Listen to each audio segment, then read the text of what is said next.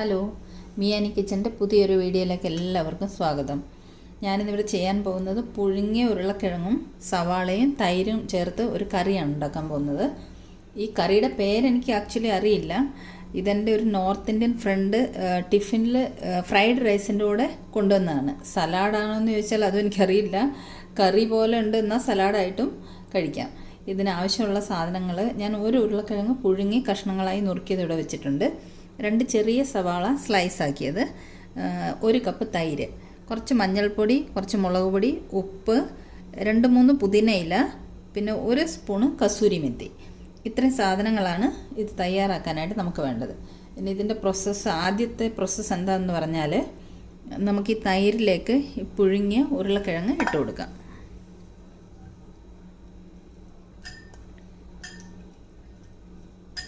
ഇനി സവാള, 2 ചെറിയ സവാളയാണ് സ്ലൈസാക്കി അരിഞ്ഞു വെച്ചത്. നമ്മളെപ്പോഴും സവാള സ്ലൈസാക്കി അരിഞ്ഞത് കറിയിലേക്കും സലാഡിലേക്കും ഒക്കെ ഉപയോഗിക്കുമ്പോൾ കൈ കൊണ്ട് നന്നായിട്ട് തിരുമ്മിയിട്ട് ഇട്ട് കൊടുക്കുക. അപ്പോൾ എന്താണെന്ന് പറഞ്ഞാൽ ഈ സ്ലൈസായിട്ടിരിക്കുന്ന ഓരോ അല്ലികളും വേർതിരിഞ്ഞ് വരും.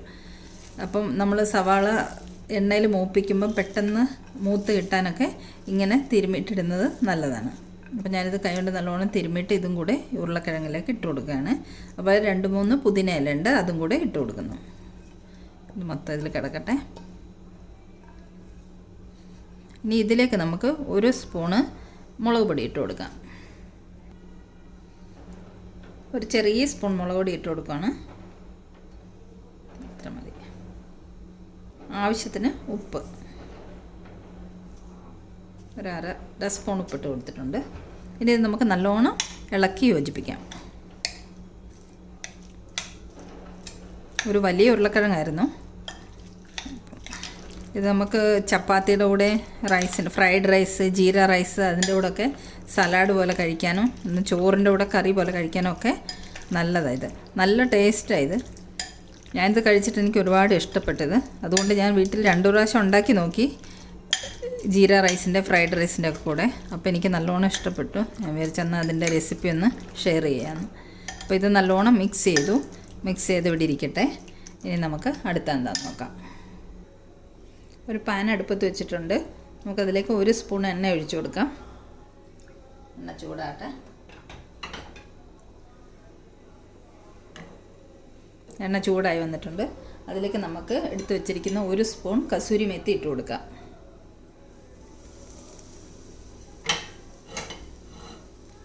കസൂരി മെത്തി ഇട്ട് കൊടുത്തു. ഒന്ന് മൂത്ത് വരട്ടെ.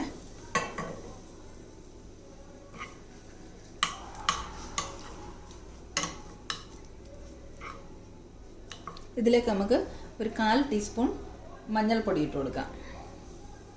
അതുപോലെ ഒരു 1/2 ടീസ്പൂൺ മുളക് പൊടിയും കൂടി ഇട്ട് കൊടുക്കാം. ഇത് മൂത്ത് വന്നിട്ടുണ്ട്. ഇതിൻ്റെ ഫ്ലെയിം ഓഫ് ചെയ്യാം. ഇനി ഇത് നമുക്ക് കറിയിലേക്ക് ഒഴിച്ചു കൊടുക്കാം. ഇതിലേക്ക് ഒഴിച്ചു കൊടുക്കുകയാണ്. ഒഴിച്ചു കൊടുത്തിട്ട് നന്നായിട്ടൊന്ന് ഇളക്കി യോജിപ്പിക്കാം. കസൂരി മേത്തിലൊക്കെ നല്ല മണം വരുന്നുണ്ട്. നല്ല അടിപൊളി ഒരു കറിയാണിത്. ജീര റൈസ്, ഫ്രൈഡ് റൈസ്, അതിൻ്റെ കൂടെയൊക്കെ കഴിക്കാനാണ് ഏറ്റവും നല്ല ടേസ്റ്റായിട്ടിരിക്കുന്നത്. നല്ല അടിപൊളി ഒരു കറിയാണ്. ഞാൻ ചോറിൻ്റെ കൂടെ സെർവ് ചെയ്ത് വെച്ചിട്ടുണ്ട്. ചോറിൻ്റെ കൂടെ കഴിക്കാൻ നല്ല അടിപൊളിയൊരു കറിയാണിത്. ജീര റൈസ്, ഫ്രൈഡ് റൈസ്, ചപ്പാത്തിയുടെ കൂടെ ഒക്കെ കഴിക്കാൻ നല്ലൊരു ടേസ്റ്റി കറിയാണിത്. അപ്പോൾ ഇത് തയ്യാറാക്കാൻ അധികം സമയമൊന്നും വേണ്ട. 4-5 മിനിറ്റിനുള്ളിൽ തന്നെ തയ്യാറാക്കി എടുക്കാൻ പറ്റും. നമുക്ക് പെട്ടെന്ന് തട്ടിക്കൂട്ടാൻ പറ്റുന്ന ഒരു കറിയാണ്. അപ്പം ഇത് എല്ലാവർക്കും ഇഷ്ടമായെങ്കിൽ ഒന്ന് ട്രൈ ചെയ്ത് നോക്കണം. വീഡിയോ ഇഷ്ടമായെങ്കിൽ ലൈക്ക് ചെയ്യണം, ഷെയർ ചെയ്യണം, സബ്സ്ക്രൈബ് ചെയ്യണം. അപ്പോൾ മറ്റൊരു വീഡിയോയുമായി നമുക്ക് വീണ്ടും കാണാം. താങ്ക്